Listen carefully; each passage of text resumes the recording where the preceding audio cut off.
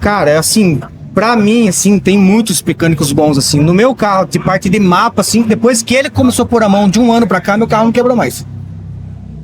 Quebrava e queimava junto, e fora do ponto, e pá, e outro cara mexia e tal. E ele, assim, eu acertei, eu indico ele, sim. São legais os Sabe, detalhes aham. que ele tem preocupação, né?